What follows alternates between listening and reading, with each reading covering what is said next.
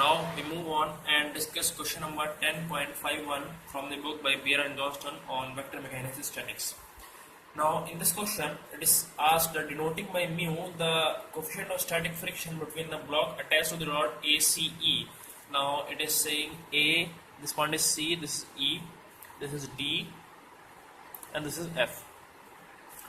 So denoting by mu the coefficient of friction between the block attached to rod ACE and the horizontal surface, derive the expressions in terms of P, mu s and theta for the largest and the smallest magnitude of force Q for which equilibrium is maintained. So first of all, we see that the force P is just pulling the whole assembly downward and the force Q is trying to pull it in this leftmost direction. Now there is some relation between P and Q.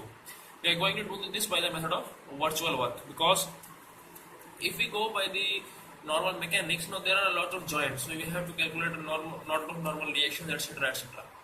But in this case, when we go by the virtual work method, we just avoid all these things and we just focus on the virtual work done if this one moved downward a distance delta x, or this is delta y, or this move leftwards towards by a distance of delta x, say. So all these links are of length L. And there is also friction. Now it is said that find the maximum minimum value of Q. Definitely, for the maximum value of Q, this block will have a tendency to move in this direction and the friction would be acting here. And let us say the normal relation here is N, A. So first of all, taking moments about this point B, we see that now this distance, if I call it as point O, let us say, so I just see that P into BO, this is the anti-clockwise moment, is equals to into AB, that is the clockwise moment. But BO equal to AB by 2. This means that normal reaction at A should be equals to half of the force P. Now one may ask that is this value same for both maximum and minimum value of Q? So yes, it is, because it doesn't matter what is the value of Q, because the line of action of Q passes through this point B. So immaterial of whether we are solving for Q max or Q min, the normal reaction at this point A will come out to be this. This means the frictional force will come out to be half mu P. Now first of all, let me solve for the maximum case. In this case, the friction acts in this direction. So I just see that XA is 2L sin theta. This means that delta XA should be 2L cos theta and del theta. YF, this is 3L cos theta.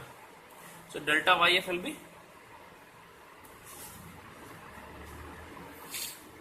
just simply minus 3L sin theta del theta. Now what I am going to do is to apply the principle of virtual work. That means the work done by this and the work done by this, the summation should be 0. So I write Q minus force of friction, say F, small f, let's say, into XA, delta XA, plus P into delta YF should be equal to 0. This means that Q minus F comes out to be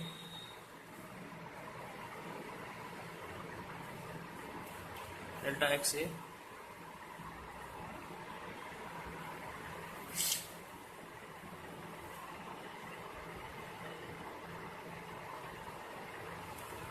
okay. So here I can simply see that Q max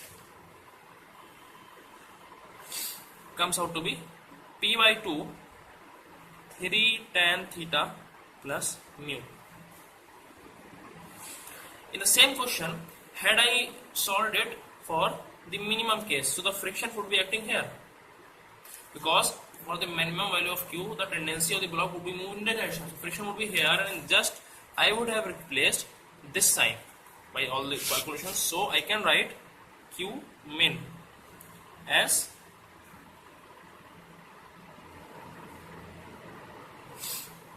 sorry